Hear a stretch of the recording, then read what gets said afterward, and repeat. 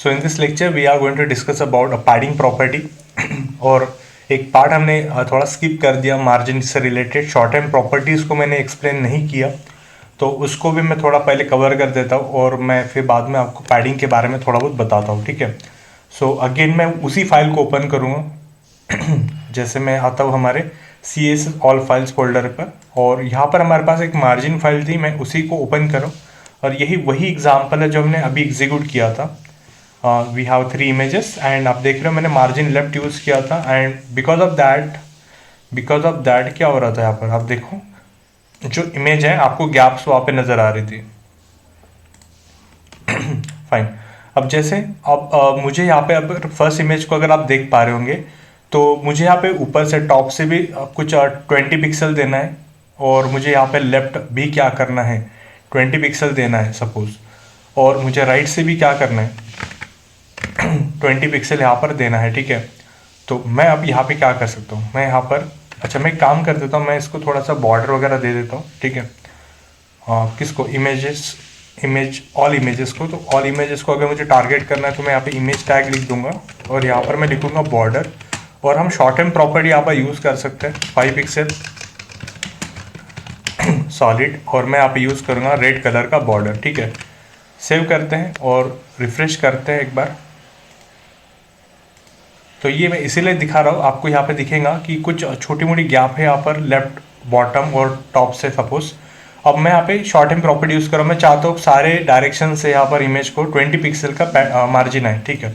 तो मैं यहाँ पर क्या करूँगा, इमेज लिखूँगा सिंपली, और यहाँ पर मैं पहले दिखा देता हूँ, मैं अगर ये नहीं यूज़ करूँ, अभी इमेज पे हमने कोई भी यूज़ नहीं किया तो इमेज सारे लग कर है, मैं चाहता हूँ यहाँ पे बीच में भी गैप आए, देन यहाँ पर भी कुछ गैप्स आए, लेफ्ट में भी, फ्रॉम ऑल डायरेक्शंस मुझे क्या करना है, इमेज 1 को टारगेट करना है। मैं यहाँ पे यूज़ कर रहा हूँ मार्जिन, और अगर मैं यहाँ पे लिख रहा हूँ 50 पिक्सल, चलो 50 बड़ी अमाउंट लेते हैं, 50 पिक्सल यहाँ पे यूज़ कर रहा हूँ, तो आप देखोगे from all directions okay IMG1 को आप देखिए फ्रॉम ऑल डायरेक्शन यहाँ पर 50 पिक्सल का मार्जिन आया है। ये ऊपर से 50 पिक्सल है, ये लेफ्ट से 50 पिक्सल है, राइट से 50 पिक्सल है, सारे चीज़ों से 50 पिक्सल आ गया।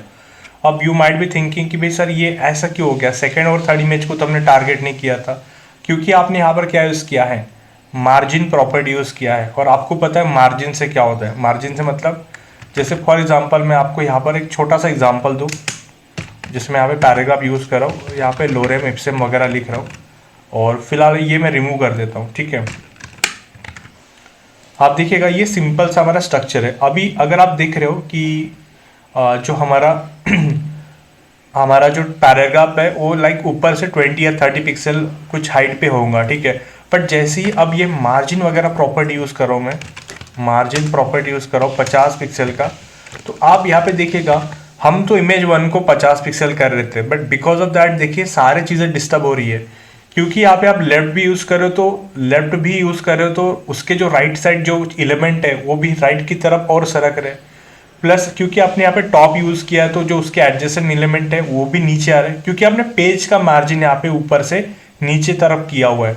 सो उसके अलाइनमेंट में ये एलिमेंट्स थे वो भी आपके नीचे आ जाएंगे, और जो पैराग्राफ है ऑब्वियसली क्योंकि आप मार्जिन यूज़ करो टॉप से तो ये इमेज थोड़ी सी ऊपर से नीचे की तरफ आएंगी, तो उससे क्या होगा, आपका पैराग्राफ भी क्या होगा, ऊपर से नीचे तरफ आएगा।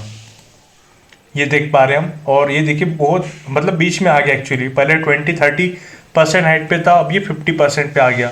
तो मार्जिन से सब कुछ डिस्टर्ब हो जाता है, and sometime we may want this type of like changes, हमें चाहिए होगा इस तरह का चेंजेस, बट समटाइम्स हमें सिर्फ इमेज 1 पे ही काम करना हो सकता है।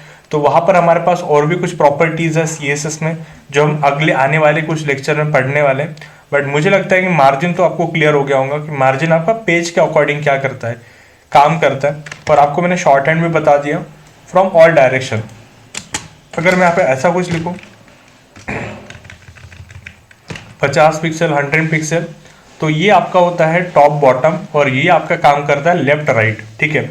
मैं यहाँ पे सेव करता हूँ, रिफ्रेश करते हैं, तो आप ऐसा बोल सकते हो कि जो आपका यहाँ पे टॉप बॉटम है वो 50 पिक्सल है, और जो लेफ्ट राइट है वो 100 पिक्सल यहाँ पे हो गया है। अगर मैं यहाँ पे एक और प्रॉपर्टी यूज़ करता हूँ, इसको आप कैसे पढ़ोगे, ये आपका टॉप होता है, ये आपका लेफ्ट राइट होता है, और ये आपका बॉटम वाला मार्जिन होता है। तो मुझे नहीं लगता यहाँ पे कोई फ़र्क पड़ेगा, बिकॉज बॉटम इतना रिप्लिकेट नहीं होता है, ठीक है। तो इस तरह से आपका ये वर्क हो रहा है। और अगर आप चारों डायरेक्शन लिख रहे हो 60 पिक्सल, इसको आप कैसे पढ़ोगे, TRBL जैसा पढ़ोगे, TRBL जैसा। ये आपका टॉप होता है, ये आपका राइट मतलब आर मतलब राइट होता है, ये आपका BL मतलब बॉटम होता है, और ये आपका लेफ्ट होता है ट्रबल, TRBL। अच्छा, तो सर हमें याद नहीं रहेगा तो हम क्या करें? देखिए मैं फिर से एक बार रिपीट कर रहा हूँ, शॉर्ट हैंड प्रॉपर्टी यूज़ करना ये शो करता है कि आप बहुत एक्सपर्ट हो चुके हैं, आप प्रैक्टिस कर चुके हो। बट अगर आपको नहीं याद आ रहा है तो आप आपका जो कॉमन तरीका होता है कि हम मार्जिन लेफ्ट से लेफ्ट यूज़ करेंगे, ठीक है, हम मार्जिन राइट यूज़ करेंगे फॉर गिविंग हम राइट मार्जिन, ठीक है। तो भाई आप लॉन्ग कट भी लिखोगे तो कोई प्रॉब्लम नहीं है, इससे स्पीड में ज़्यादा कोई फ़र्क नहीं पड़ेगा। हाँ, कोड थोड़ा छोटा हो जाएगा बट इससे इतना फ़र्क नहीं पड़ेगा इफिशिएंसीज पे, ठीक है। तो आप जैसे जैसे प्रैक्टिस करोगे आप शॉर्ट हैंड भी यूज़ करना सीख जाओगे, ठीक है। तो फाइन, ठीक है। हम आते हैं हमारे नेक्स्ट एग्जाम्पल पे, और दैट इज़ पैडिंग पे। तो पैडिंग हम समझते हैं क्या होता है। तो मैं यहाँ पे padding.html लिखूँगा। पैडिंग बड़ा इंपॉर्टेंट फीचर है और ये बहुत बार हम यूज़ करते हैं, मार्जिन से भी ज़्यादा, ठीक है। तो मैं इसको ओपन करूँगा हमारे सबलाइन टेक्स्ट पे, और यहाँ पे सिंपली मैं HTML लिखूँगा।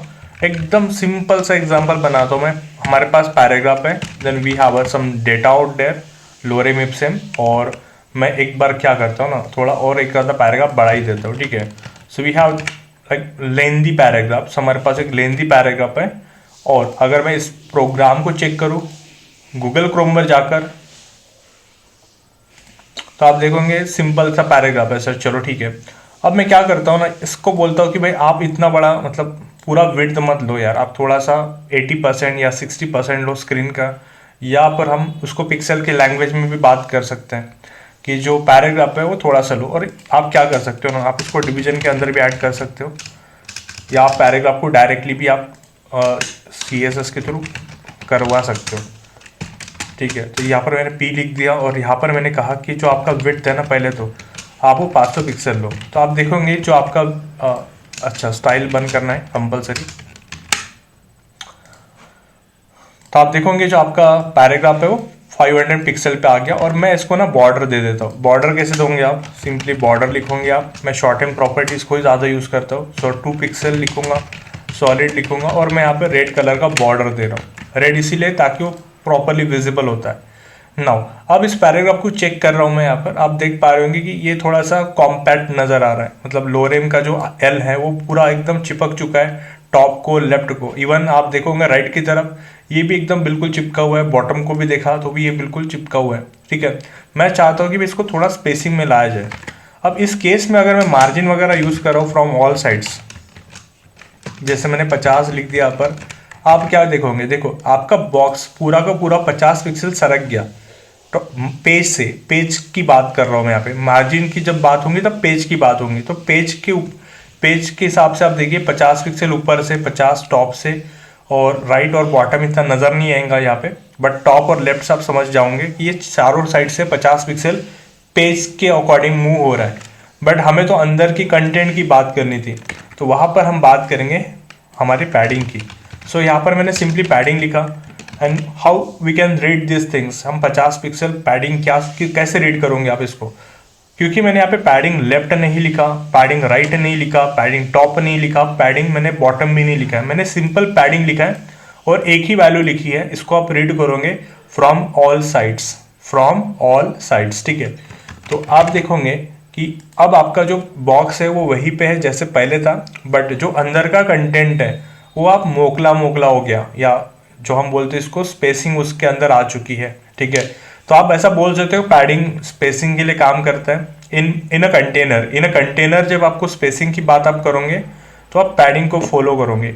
ये देखो, ये आपका जो वॉल होता है यहाँ से 50 पिक्सल है, ये वॉल है यहाँ से 50 पिक्सल है, ये वॉल है यहाँ से 50 पिक्सल। इस तरह से अगर मैं यहाँ पे 2 पैरामीटर लिखता, जैसे मैं यहाँ पे लिखता हूँ 20 पिक्सल, और यहाँ पर अगर मैं लिखता, देखिए स्पेस तो नहीं देनी भैया आपको, स्पेस मतलब ये वाला स्पेस नहीं चलेगा, 20 और px साथ में चाहिए, और यहाँ पे आप 50 पिक्सल लिख दीजिए।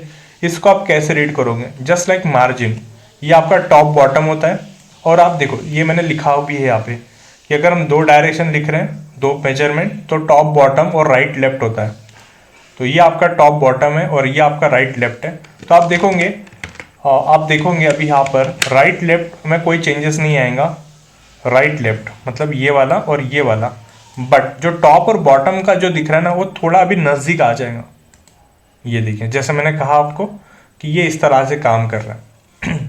तो ठीक है भाई, अगर आपको नहीं ध्यान में नहीं रहता आपका कि पैडिंग शॉर्टकट क्या होता है, तो आप सिंपली वो ऑप्शन यूज़ कर सकते हो कि पैडिंग लेफ्ट से मुझे 20 पिक्सल चाहिए, देन पैडिंग